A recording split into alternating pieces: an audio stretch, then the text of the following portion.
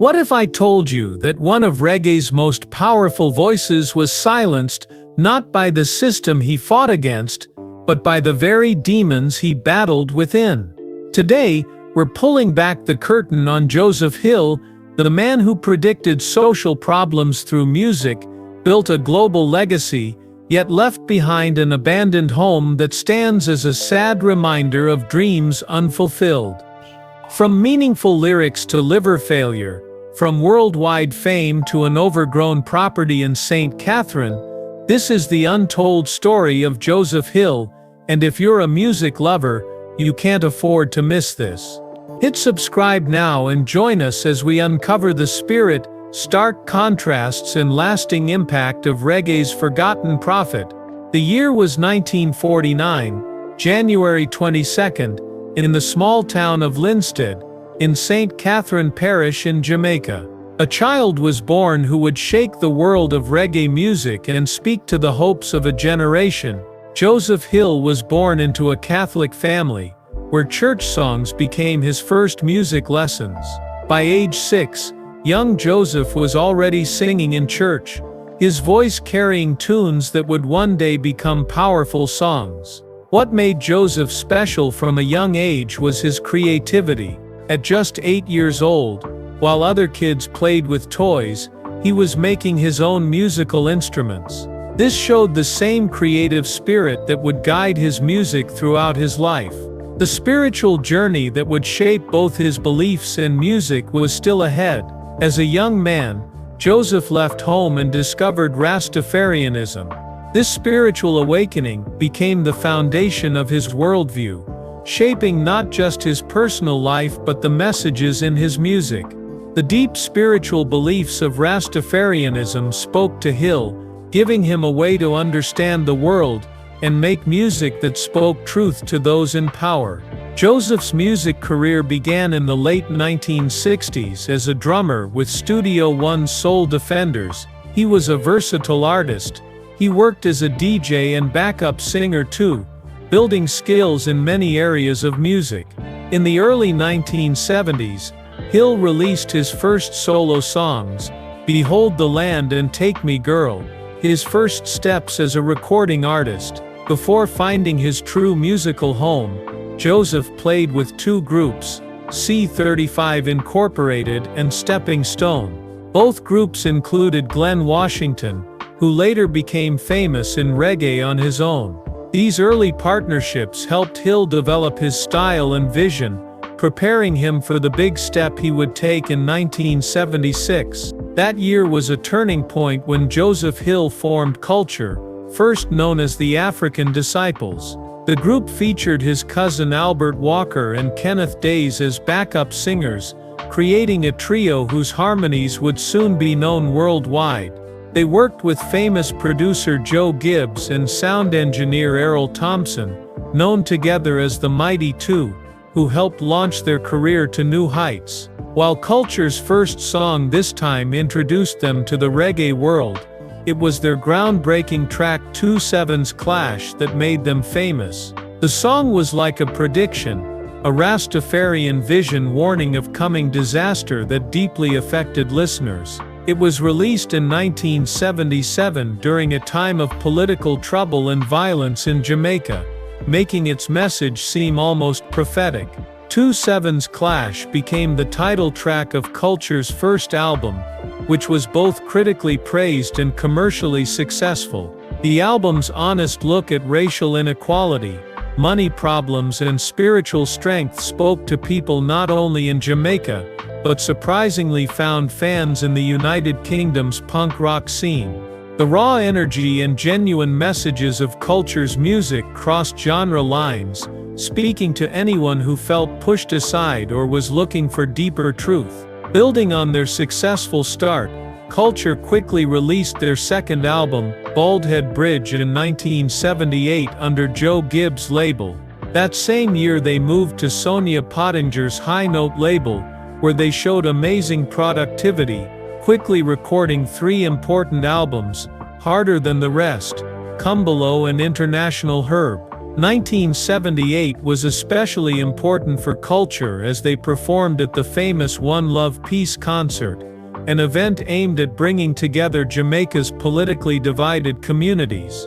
Their inclusion in this historic concert put them at the center of Jamaica's music and political scene, confirming their status as artists whose work carried real social weight. They also toured the UK backed by the Revolutionaries, further spreading their international reach and influence. In 1981, Joe Gibbs released another Culture album, More Culture, adding to their growing list of recordings. However, the next year brought unexpected change when Culture temporarily split up in 1982. During this break, Joseph Hill released a solo album, Lion Rock, under Heartbeat Records in the United States, while Walker and Days worked with producer Henry Junjo Laws on separate projects. The separation didn't last long. Culture got back together in 1986, bringing a refined yet familiar sound that included a wider range of musical styles while staying true to their roots. Their comeback albums Culture at Work and Culture were well received by critics, proving they were still relevant in the always changing reggae scene. In the late 1980s and early 1990s, Culture continued to record and tour extensively, releasing albums like New Crisis, Good Things and Wings of a Dove. Each kept their signature sound and socially aware messages. Despite changes in the group, Kenneth Days left in 1993 to pursue a solo career in dancehall, with Ailano Malamu stepping in, and later being replaced by veteran singer Telford Nelson in 1999. Culture remained a strong presence in reggae music. Joseph Hill's vision and leadership kept the group's mission and message consistent through these changes. Throughout the early 2000s, Joseph Hill stayed committed to both his roots and his growth as an artist. He worked with modern reggae stars like Buju Banton and Anthony B, bridging gaps between generations while keeping his message authentic. His contributions to reggae were widely recognized, leading to his induction into the Jamaica Reggae Hall of Fame and receiving the Independence Award from the Prime Minister of Jamaica in 2005. Behind the powerful lyrics and commanding stage presence was Joseph Hill's personal life, centered around his wife Pauline Hill. More than just his wife, Pauline played a key role in his career, working as the group's tour manager during their many international tours. Her support and organizational skills ensured that Culture reached audiences around the world, allowing Hill's powerful messages to spread far beyond Jamaica. Together, Joseph and Pauline raised 3 children, a son Kenyata Hill, and 2 daughters, Andrea Hill and Afri Hill Walker. The Hill family was close, with music as a central part of their lives. Joseph Hill's passion for reggae and his commitment to using music to drive social change left a lasting mark, not only on his fans but also on his family, creating a legacy that would outlive him. As is often true with famous people, the private realities of Joseph Hill's life sometimes contrasted with his public image. While his music talked about spiritual enlightenment and social awareness, he owned 2 very different properties that seemed to show the complexities of his life. In the peaceful hills of Manning's Hill, Jamaica, stood a beautiful 3,500 square foot house associated with Joseph Hill.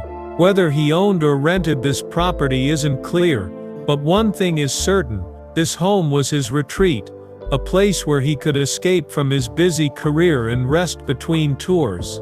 The house had an open layout that combined spacious living and dining areas, maximizing natural light and creating a warm, welcoming atmosphere. At the center of this home was a modern kitchen with a large island, top-quality appliances, and plenty of counter and storage space. The house had 6 large bedrooms and 5 well-designed bathrooms, each built with high-end finishes and modern features. Beyond the bedrooms, other amenities included a fully equipped gym, an entertainment room and a laundry room. Outside, the property became a private paradise with a beautifully paved patio, custom-designed swimming pool, hot tub and lush, carefully landscaped gardens filled with tropical plants, mature trees and vibrant greenery. This peaceful environment was the perfect contrast to the fast-paced energy of city life, making it an ideal retreat for a man whose public life was defined by powerful performances and meaningful messages. Yet there exists another property that tells a different story, an abandoned house in St. Catherine, Jamaica. Once planned as a personal sanctuary, this property was left unfinished for unknown reasons, standing as a silent reminder of an unfulfilled dream. The house, with a generous 1,800 square feet of space, was designed to have 3 bedrooms and 2 bathrooms. It was meant to be a comfortable and spacious home, possibly a retreat for Hill to find inspiration and relaxation away from the spotlight. However, at some point during its construction, work on the property suddenly stopped. Today, a visit to the site shows a picture of neglect. The outside of the home is overwhelmed by wild plant growth, with weeds and vegetation climbing up the walls and taking over the grounds. Nature has begun to reclaim the space, giving it an eerie, abandoned appearance. Time and weather have damaged the unfinished structure. The walls, once meant to hold the warmth of a family home, are now weathered and falling apart. The floors, exposed to the elements for years, have also badly deteriorated. The reasons why the house was abandoned remain a mystery.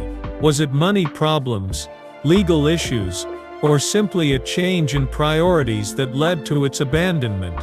Whatever the cause, this unfinished structure stands in stark contrast to the vibrant and influential career of Joseph Hill, a sad reminder that even famous people, despite their success, sometimes leave behind unfinished dreams. While specific details about Joseph Hill's net worth remain hard to find due to limited public financial records, his impact on reggae music is immeasurable. Throughout his career, Hill contributed greatly to the genre, releasing 22 studio albums and achieving international acclaim.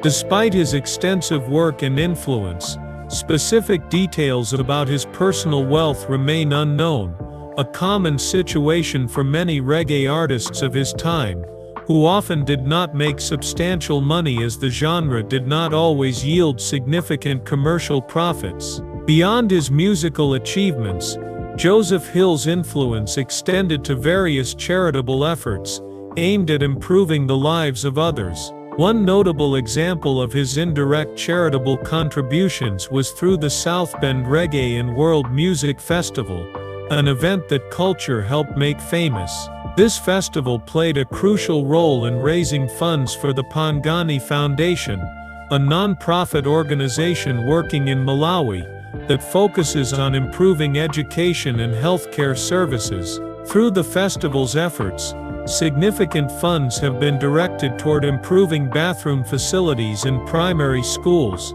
addressing a critical issue that affects the health, safety and overall well-being of young students. In many developing regions, poor sanitation can lead to serious health problems and hinder school attendance. By supporting the Pangani Foundation's mission, the festival, through its connection to Joseph Hill and culture, has helped create a meaningful impact on the lives of Malawian children. Joseph Hill also had a connection to humanitarian efforts in Jamaica, supporting the Jamaica Red Cross Society. While he may not have always been at the forefront of organized charity work, his music and advocacy for social justice have undeniably contributed to charitable causes, reinforcing his commitment to lifting up communities and supporting those in need. Despite his significant contributions to music and charity, tragedy struck in 2006. On August 19th, while on tour in Berlin, Germany, Joseph Hill collapsed unexpectedly. He was just 57 years old. His sudden death shocked the reggae world, leaving fans and fellow musicians in mourning. At first, the cause of death was unclear, but his daughter Andrea Hill later confirmed that he had died from liver failure. His widow Pauline Hill further explained that his passing was due to cirrhosis of the liver, a condition caused by years of heavy drinking and smoking. A powerful reminder of the very human struggles that can exist behind a public image of spiritual enlightenment. Hill's funeral, held in September 2006, was a moment of shared grief and reflection. Government officials, musicians and fans gathered to pay their respects to the reggae icon. Among those who honored his memory was Jamaican Prime Minister Portia Simpson Miller, who acknowledged his huge contributions to Jamaican culture and music.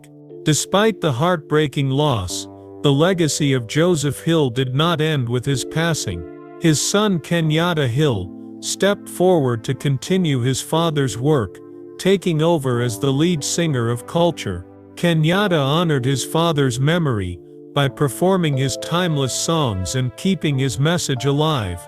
Through his performances, he has ensured that Joseph Hill's influence on reggae remains as strong as ever. Today, the Hill family remains actively involved in preserving and promoting Joseph Hill's musical legacy.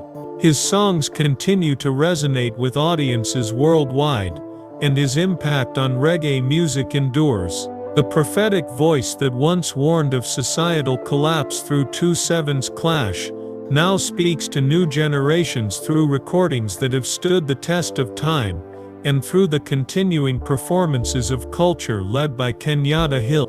Joseph Hill's story is one of deep contradictions: a spiritual leader who battled personal demons, a successful artist who left behind an abandoned dream home, a voice for social change who succumbed to the physical consequences of his lifestyle choices. Yet perhaps it is precisely these contradictions that make him so profoundly human and his art so deeply relatable.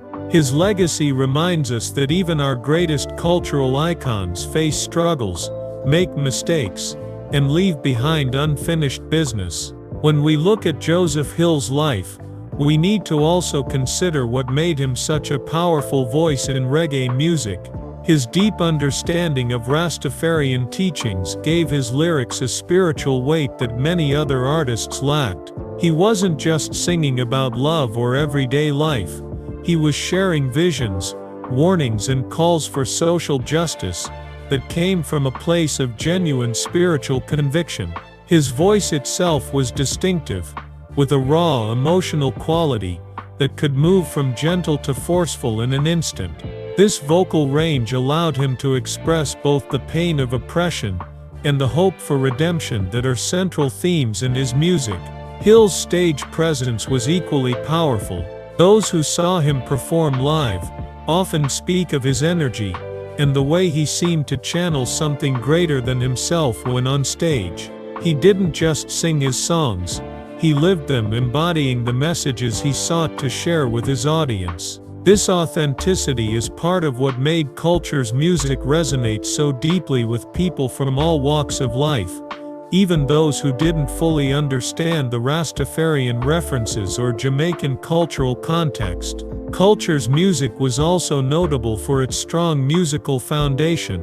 The harmonies between Hill, Walker and Days created a rich textured sound that set them apart from many of their contemporaries. The instrumental arrangements behind their vocals were sophisticated yet accessible, drawing on traditional reggae rhythms while incorporating influences from other genres. This musical depth ensured that their songs would stand the test of time, remaining fresh and powerful decades after their initial release.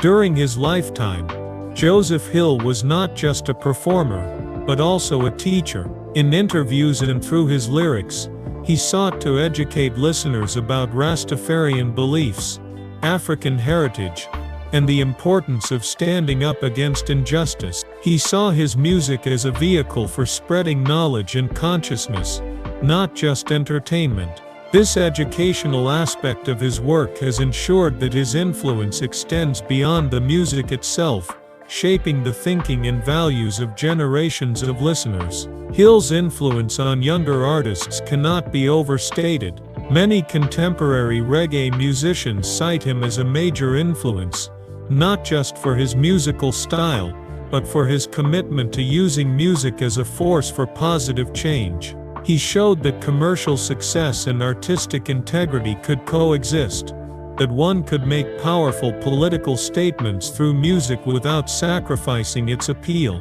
The respect he earned from his peers in the music industry speaks volumes about his character and talent. Fellow reggae legends often spoke of Hill with a reverence usually reserved for the genre's founding fathers, acknowledging his unique contribution to the evolution of reggae music. His ability to bridge the gap between roots reggae and the more modern styles that emerged in later decades ensured that his influence would continue to be felt across the changing landscape of Jamaican music. Perhaps most importantly, Joseph Hill showed that one could remain true to one's principles in an industry often driven by commercial considerations. Throughout his career, he refused to water down his message or alter his artistic vision to chase mainstream success. This integrity earned him the respect of fans and fellow musicians alike, and ensured that his legacy would be defined not just by his music, but by the man he was. As we look back on Joseph Hill's life and career, we're reminded of the complex nature of human existence. Here was a man who preached spiritual purity and social justice while struggling with the very human vices of alcohol and tobacco. A man who created timeless music about universal themes while leaving behind a physical symbol of incompletion and abandonment. These contradictions don't diminish his legacy, they humanize it, reminding us that our heroes are not perfect beings but flawed individuals whose greatness lies in what they create despite their limitations. The abandoned house in St. Catherine may stand as a symbol of dreams unrealized, but the enduring power of his music represents dreams fulfilled beyond what he might have imagined. His voice continues to inspire new generations. His message remains relevant in a world still struggling with inequality and injustice, and his son carries forward the torch he lit decades ago. In this way, Joseph Hill achieved a kind of immortality that few artists ever attain, not just remembered but still present, still speaking to us through his music, still challenging us to see the world more clearly and to stand up for what is right. If you found Joseph Hill's story as fascinating as we have, don't forget to like this video, subscribe to our channel, and hit that notification bell to stay updated on more untold stories from music history. Share your favorite Joseph Hill or culture song in the comments below. Let's keep his legacy alive through conversation and celebration of his work. Until next time, remember that even unfinished journeys can leave behind complete legacies. This has been the story of Joseph Hill, revolutionary, prophet, imperfect human, eternal voice.